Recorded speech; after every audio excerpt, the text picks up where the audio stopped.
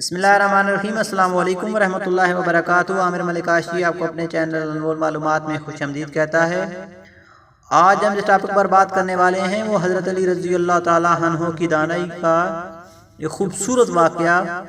جب دو دوستوں کا معاملہ آپس میں حل نہ ہوا تو حضرت علی رضی اللہ تعالیٰ عنہ کی بارگاہ میں حاضر ہوئے تو حضرت علی رضی اللہ تعالیٰ عنہ نے خوبصورت فیصلہ دیا کہ آپ سبحان اللہ کہنے پر مجبور ہو جائیں گے۔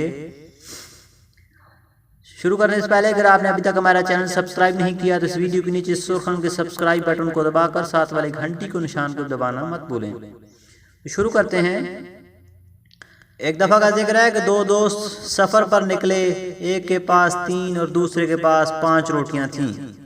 جب دونوں مل کر کھانا کھانے بیٹھے تو ایک اور تیسرا مسافر ان کے ساتھ شریک ہو گیا اور چلتے وقت اپنے حصے کی روٹیوں کی قیمت 8 درہم ادا کر دی۔ 5 روٹیوں والوں نے اپنے 5 روٹیوں کی قیمت 5 درہم رکھ کر باقی 3 درہم دوسرے کو دینا چاہے، لیکن وہ دوسرا شخص نصف قیمت لینا نہیں چاہتا تھا۔ یہ مقدمہ حضرت علی رضی اللہ تعالیٰ عنہ کے سامنے پیش ہو گیا تو آپ رضی اللہ تعالیٰ عنہ نے دوسرے سے فرمایا، تم اپنے ساتھی کا فیصلہ قبول کر لو، تمہیں نفع مل رہا ہے، مگر اس نے انکار کیا اور کہا حق کے ساتھ جو مل جائے وہ بہتر ہے۔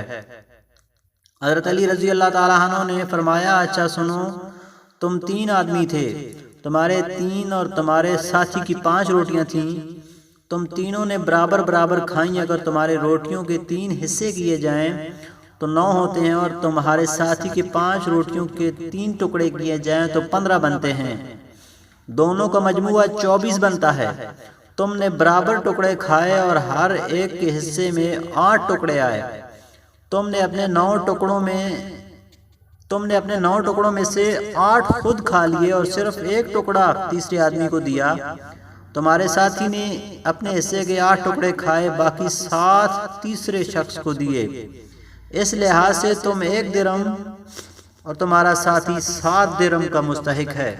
اس طرح کی مزید اچھی ویڈیو کے لیے ہمارے چینل کو سبسکرائب کریں اور ساتھ والی گھنٹی کو نشان کو دبانا مت بھولیں۔ ویڈیو کو لائک کریں، نیچے کمنٹ میں اپنی رائے کا اظہار ضرور کریں اور اپنے دوستوں کے ساتھ ویڈیو کو واٹس ایپ، میسنجر، فیس بک پر شیئر بھی ضرور کریں۔ السلام علیکم ورحمۃ اللہ وبرکاتہ۔